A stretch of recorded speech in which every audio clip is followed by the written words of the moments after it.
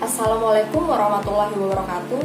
Hai teman-teman, perkenalkan, nama saya Dian Melani, NIM saya 171200022. Saya berasal dari Universitas Muhammadiyah Berau. Di video kali ini saya akan mempresentasikan tentang makalah saya yang berjudul Akuntan dan Pendidikan Akuntansi. Pertama-tama saya akan membahas tentang pendidikan profesi akuntansi. Pendidikan profesi akuntansi adalah pendidikan tambahan pada pendidikan tinggi setelah program sarjana ilmu ekonomi dalam program studi akuntansi berdasarkan Surat Keputusan Menteri Pendidikan Nasional Republik Indonesia nomor 179/U/2001 tanggal 21 November 2001 tentang penyelenggaraan pendidikan profesi akuntansi. Sarjana dari jurusan akuntansi memiliki kekhususan tersendiri dibanding sarjana dari jurusan lain. Mengapa? Karena lulusan sarjana akuntansi dapat lebih leluasa berkiprah kemudian dijadikan sebagai profesi. Tujuan program studi pendidikan akuntansi adalah untuk menghasilkan pendidik yang profesional di bidang akuntansi, manajemen, dan bidang ekonomi atau koperasi. Peran dan fungsi akuntansi dalam dunia pendidikan adalah menyediakan informasi kuantitatif terutama yang bersifat keuangan agar berguna dalam pengambilan keputusan ekonomi dalam entitas pendidikan. Yang kedua, pengertian profesi akuntan. Dalam arti sempit, profesi akuntan adalah lingkup pekerjaan yang dilakukan oleh akuntan sebagai akuntan publik yang lazimnya terdiri dari pekerjaan audit, akuntansi, pajak, dan konsultan manajemen. Secara garis besar, akuntan dapat digolongkan menjadi 4. Yang pertama itu ada akuntan publik, akuntan intern, akuntan pemerintah, dan akuntan pendidik. Seseorang berhak menyandang gelar akuntan bila telah memenuhi syarat antara lain telah menyelesaikan pendidikan profesi sarjana akuntansi dari Fakultas Ekonomi Perguruan Tinggi yang telah menghasilkan gelar akuntan atau perguruan tinggi swasta yang berafiliasi ke salah satu perguruan tinggi yang telah berhak memberikan gelar akuntan. Selain itu, juga bisa mengikuti ujian nasional akuntansi atau UNA yang diselenggarakan oleh Konsorsium Pendidikan Tinggi Ilmu Ekonomi yang didirikan dengan SK Mendikbud RI tahun 1976. C. Atau yang ketiga, skema karir seorang akuntan. Pekerjaan para akuntan, baik yang bekerja di sektor swasta maupun di sektor pemerintah, entah selalu akuntan manajemen, akuntan publik, atau auditor internal, dapat disebut suatu profesi. Karena yang pertama, memerlukan pengetahuan akuntansi dan disiplin ilmu lain yang relevan melalui pendidikan formal atau knowledge.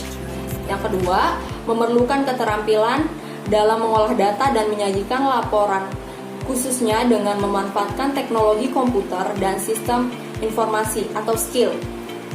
Dan yang terakhir, harus mempunyai sikap dan etis atau attitude. Yang keempat, sejarah akuntan di Indonesia. Akuntan Indonesia pertama lulus dalam negeri adalah Basuki Sidarta, Hendra Darmawan, Tan Tongju, dan Goti Sim. Mereka lulus pertengahan tahun 1957. Keempat akuntan ini bersama Profesor Sumarjo mengambil prakarsa mendirikan perkumpulan akuntan untuk Indonesia saja. Alasannya mereka, karena mereka tidak mungkin menjadi anggota NIVA atau Netherlands Institute van Accounts atau Vaga Vereniging Academies Government Accounts. Mereka menyadari keindonesiaannya dan berpendapat tidak mungkin kedua lembaga itu memikirkan perkembangan dan pembinaan akuntan di Indonesia.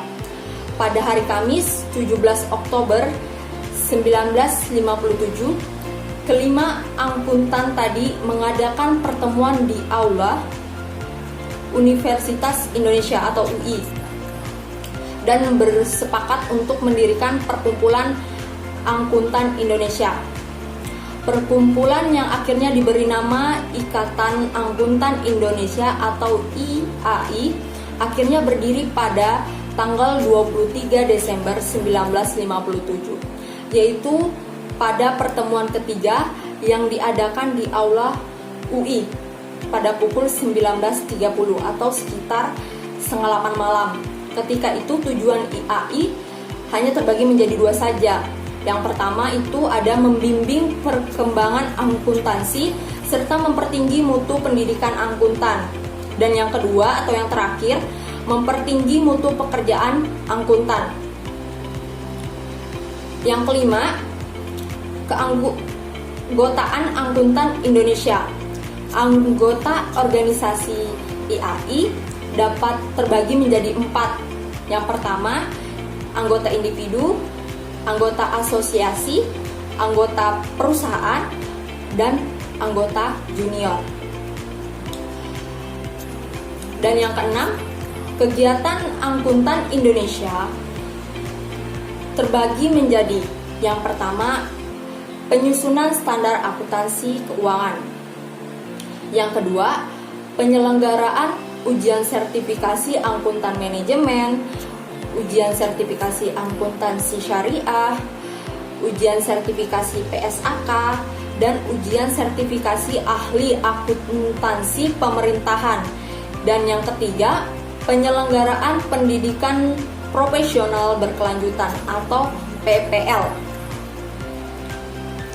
Dan yang terakhir, kerjasama internasional.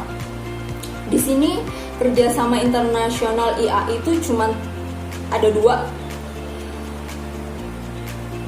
Yang pertama itu pada skala internasional IAI aktif dalam keanggotaan International Federation of Accounts atau IFAC sejak tahun 1997. Dan yang terakhir, di tingkat ASEAN, IAI menjadi anggota pendiri ASEAN Federation of Accounts atau AFA. Mungkin cukup sekian presentasi dari saya. Kurang dan lebihnya mohon dimaafkan. Apabila ada kesalahan kata, saya juga minta maaf. Saya tutup. Wassalamualaikum warahmatullahi wabarakatuh.